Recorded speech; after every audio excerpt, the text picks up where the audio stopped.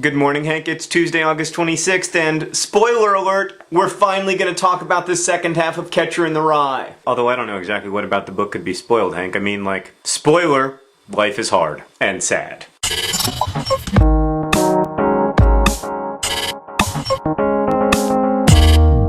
Hank, when I first decided I was going to make 2 videos about The Catcher in the Rye, I was thinking that the second video would be all about the tension between innocence and experience, and how that red hunting cap, which is the same color as his dead brother Allie's hair, is this kind of security blanket for Holden that he holds on to. And I was going to talk about the ducks in the pond in Central Park, and how nothing ever changes at the Natural History Museum, which is what Holden likes about it so much, and that heartbreakingly sad moment at the end with the carousel and the hat and Phoebe and everything. But actually, now that I've reread the book, I don't want to talk about any of that. I want to talk about what I think is the real purpose of symbolism and metaphor and all of the tricks that authors use to try to make you believe in stories in a deeper way. There's this sociologist I like named Peter Berger, and he wrote in one of his books, the difference between dogs and people is that dogs know how to be dogs. And it seems to me that one of the ways that we don't come into this world knowing how to be a person is that we don't really know what to do about empathy. Like, the weird thing about self-consciousness is that you become aware of the fact that you can never fully feel someone else's pain, and that someone else can never fully feel your pain. I mean, the same goes for joy, but since we're talking about Holden Caulfield, we gotta focus narrowly in on the pain. Now, Hank, the fact that empathy is a limited human talent is a good thing, because our brains are too small and too primitive to function if we're feeling everyone's pain and everyone's joy and everyone's excitement and everyone's loneliness and everyone's boredom all at the same time. The question is, how do we get to a place where we can empathize with each other enough to take care of each other enough to get through this vale of tears? And this is where the fact that there are 2 Holdens in this story comes into play. There's the Holden who the story is happening to, and then there's the Holden who's telling us about it. The Holden who the story is happening to is almost a total failure at getting people to listen to him. Like, basically in the second half of the book, what does he do? It's the same thing he did in the first half. He walks around, meets some people, and tries to get them to listen to him, and they refuse. And then toward the end, you think that there's this adult who's actually finally gonna listen to him, and then Holden wakes up and the guy's like patting his head, and it's totally creepy and hugely sad. And if that's your only Holden, I have to say that I don't see a lot of hope in this novel. What I see in the Holden who the book is happening to is a kid who's alone and afraid and scared, and who no one hears, who no one ever bothers to listen to. Now, you can blame this on the people that Holden reaches out to, or you can blame it on Holden himself, but the fact of the matter is it's no one's fault, because it's not our fault that empathy is inherently limited. Everyone in the book, including Holden, is self-involved, but they're self-involved because that is the nature of being a person. So if you only think about the Holden the story's happening to,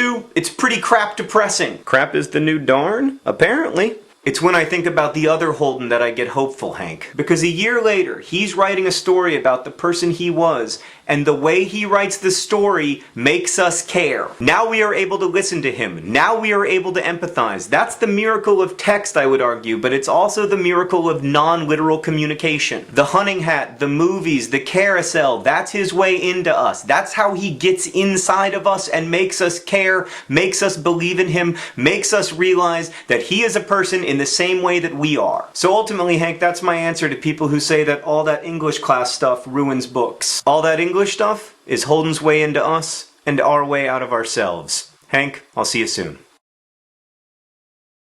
Hey Willie, tell the Nerdfighters their next clue. Tell them that the next clue is taped to a sign in Daniel Biss's front yard.